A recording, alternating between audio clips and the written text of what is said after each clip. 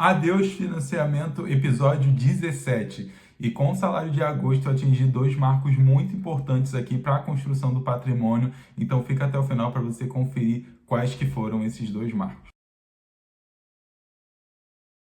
Antes de mostrar quais que foram esses dois marcos que eu comentei na introdução, eu queria falar do mais simples, do ordinário, do mal necessário que eu brinco falando, né? Que é a reserva de emergência. Eu vou até mostrar aqui na tela ao lado que com os investimentos desse mês eu consegui chegar, pelo que a gente consegue ver aqui, o CDB do Santander ele ultrapassou o valor que eu tenho lá no Banco Sofisa. E aí, por que que eu fiz essa troca, né? Por que que eu parei de investir no Sofisa e estou investindo agora no Santander para minha reserva de emergência? É um motivo bem simples até, já falei em alguns vídeos, mas apesar de ter uma rentabilidade muito inferior, porque no CDB do Sofisa rende a 110% do CDI e no Santander só rende a 100%, eu não considero a reserva de emergência como um investimento muito relevante, né? Ele é ali um fôlego para você ter se acontecer alguma intercorrência aí na sua vida. E aí, o CDB do Sofisa, ele parou de ofertar, né, esse CDB de 110. Agora, acho que o máximo que está lá é 105.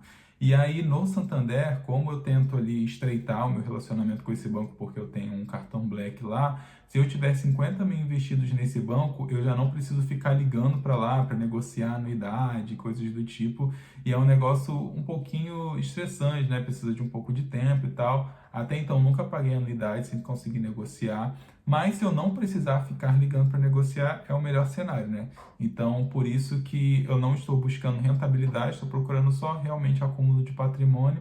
E reserva de emergência não é para você multiplicar tanto seu patrimônio, né? É mais para você ter ali um recurso guardado para caso apareça alguma surpresa, você fica ali minimamente coberto, né? A meta é eu chegar aí nesses justamente 50 mil só com esse valor do CDB de Santander. Vai levar um tempinho, mas enfim, é um negócio que eu tô com pressa. E agora, continuando, né, aí sim, começando a falar dos grandes marcos, eu colocando também aqui a tela ao lado, a gente consegue observar uma grande conquista que foi chegar nos patrimônios dos 20k investidos.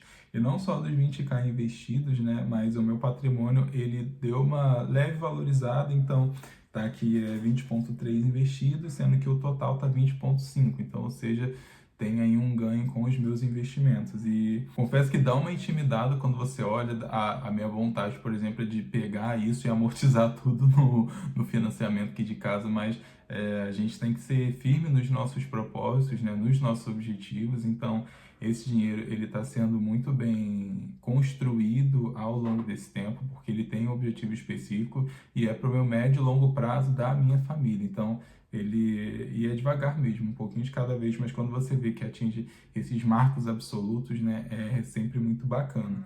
E aí, quando a gente vai aqui para a composição dos meus ativos, isso é o outro segundo grande marco, né, desse mês.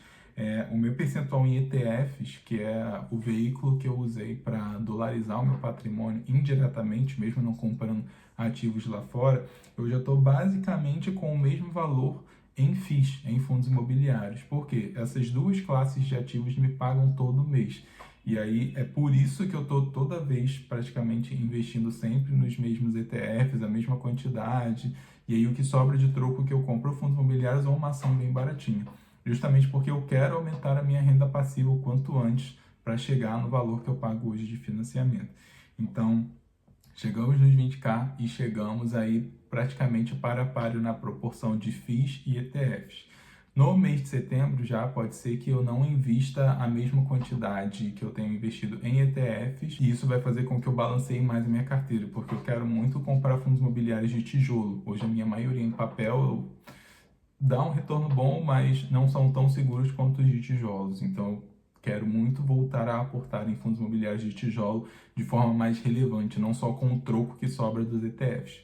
E aí, aproveitando, né, eu vou mostrar aqui quanto que eu investi no mês de agosto, no caso. Então, aqui a gente consegue observar as costumeiras compras dos últimos meses, os 3 ETFs lá da Buena Vista, que tem as suas compras, né, em índices estadunidenses. Então a gente tem o SPY 11, que é das 500 maiores empresas lá dos Estados Unidos, tem o QQQ 11, que é das maiores empresas de tecnologia, e o Coin 11, que é de Bitcoin. Também não estou investindo em Bitcoin no momento, porque eu quero aumentar esse fluxo de caixa, essa renda passiva, e aí o Coin 11 indiretamente me faz investir no ramo, no mercado de Bitcoin, digamos assim.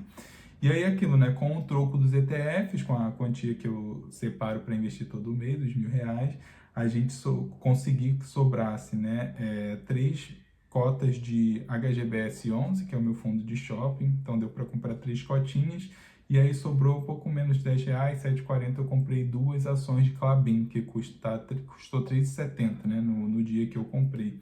E aí, só para mostrar também o quanto que eu recebi de proventos em agosto, né, que somou junto com a parte do meu salário que eu separo para investir, em agosto foi R$ 179. Muito bacana isso. Você vê que foi o meu maior mês de recebimento aqui, de acordo com o gráfico, né? Essa visão do investidor desta nova, enfim. Aí é até curioso, né? Essa flutuação aqui, você vê que uns meses tem menos, outros meses tem mais, mas isso é muito por conta do pagamento de ações. E é também por isso que eu não estou investindo em ações no momento. As ações, elas não pagam todo mês certinho. E o que eu preciso é de previsibilidade, porque a parcela do financiamento, ela vem todo mês e num valor que não muda, né? Então, assim, eu preciso ter uma garantia de um recebimento de dividendos todos os meses para que consigam comportar essa parcela do financiamento. Mas, de qualquer forma, em agosto foi o meu maior ganho até então, quando a gente fala de quanto que eu já recebi nos meses, né? Aqui em setembro já está provisionado 176, então assim, quase já o valor que eu recebi em agosto. Esse é o poder de você estar sempre reaportando o tanto que você tira do seu salário para investir, quanto com o que você recebe de proventos. Mas então assim, esse mês de agosto, né, foi o último mês que acho que vai ter um copia e cola, digamos assim, dos investimentos dos últimos meses, porque foi basicamente isso, né? Eu comecei comprando 2 cotas desses ETFs todos os meses, até que eu fui recebendo mais dividendos, né? E consegui comprar 3 cotas de cada, e tem sido assim durante esses últimos meses, desde o começo do ano até, se você ver aqui a playlist dos vídeos. Então eu consegui chegar nesse patamar de ter basicamente o mesmo valor aportado em fundos imobiliários e em ETFs, e a partir de setembro eu já vou começar a comprar um pouco mais de fundos imobiliários e não só essas 3 cotas de ETF de praxe, porque de certa forma esses ETFs eles são um pouco mais arriscados, eles são voláteis apesar de pagar bem, e os fundos imobiliários eles são um pouco mais consistentes apesar de pagar menos. Então você tem que sempre se preocupar em equilibrar risco e segurança. Tudo por ser renda variável, já é mais arriscado por natureza, só que independente disso, você tem os ativos que são um pouco mais zona de conforto do que os outros. E aí, será que até o final do ano, até o dividendo de dezembro, eu chego na casa dos 200? Então, estou correndo atrás para isso, e se você quiser continuar acompanhando essa saga, se inscreve aqui no canal para isso.